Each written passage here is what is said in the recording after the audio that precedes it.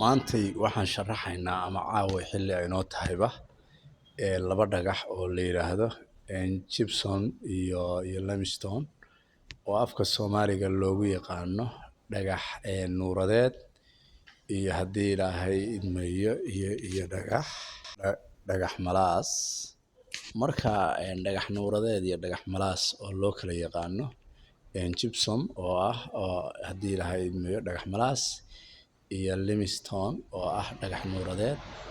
Labadaas dhagax waa dhagxan laga helo bariga Afrika sida Kenya, Soomaaliya iyo Ethiopia iyo haddii Ilaahay idmayo iyo Djibouti. Dhulka Soomaalidu dadka luqadayda aad u yaqaana oo Soomaaliyeed ay degan yihiin aniguna aan warbixinta u soo tabiyo mar walba.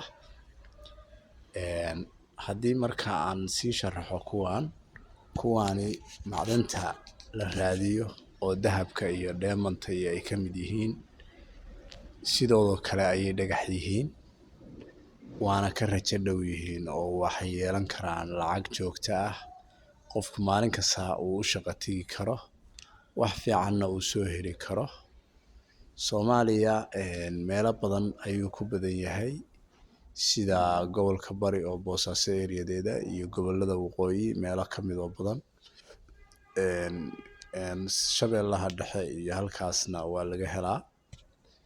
Ethiopia macdanaha qaar ka mid ah waxaa laga heli karaa sida Diridhaba iyo meelaha Oromiya meelo ka mid ah iyo area-da Tigreegu degan yihiin. Markaan dhinaca kale ka qaadano Kenya, Wajeer iyo Garissa iyo baa laga heli karaa dhankaas iyo markaan joogno North-eastern-ka dhulka Soomaalida Kenya. Marka aan qiimeyno Djibouti cirifyadeeda waa laga helaa iyadana laftirkeeda waa laga heli karaa. Waxaan markaa qaacidiyan u qaatay inaan ka hadlo labadan dhagax oo dhagax malaas iyo dhagax nuuradeed markaan afkeena hooyo ku wada hadlayno afkooda qalaadna halkaa ku qoran yahay hore inaan idinku sheegay. Waxa weeye waa ka rajo dhow yihiin waa ka helis badan yihiin dhul badan oo macdan laga baaro ayaga ayaa ku badan sawirro badan oo bulshooyin badan ay la soo wadaageen ayaga ayaa ku badan ama ka agdhow.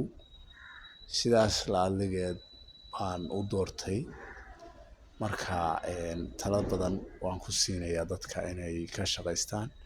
Kenya waxaa ka jira labadan dhagax marka waxaa sidoo kale laga sameeyaa dhagax nuuradeedka nuurad ahaan waa loo sameeyaa oo nuurad baa laga sameeyaa sidoo kale sibirkana waa laga sameeyaa asaga iyo gypsum-ka ama dhagax malaaska oo la isku daray.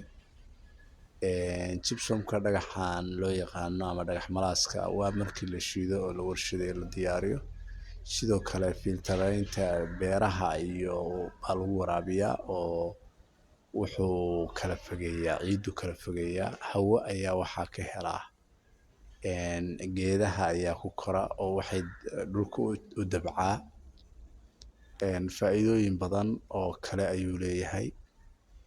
Dhagax nuuradeedkanina isaguna faa'iidooyinka dhowrka buu leeyahay oo ay ka mid tahay in laga samaysto jeestooyinka laga sameeyo haddii Ilaahay idmayo nuuradda laga sameeyo sibirka in lagu daro waxyaalo kale oo ranjiyada qaar ka mid ah noocyadiisa midabada leh in laga sameeyo qaar ka mid ah iyo waxyaalo intaa ka sii badan ayaa laga helaa oo laga faa'iidaa. Marka mar walba saaxiibayaal soo dhawaada barnaamijkan kolley macdantan kaga hadlaa qaybteen macdan baarista iyo buugga macdanta way jirtaa qaybta ardayda diiwaangelintana way jirtaa.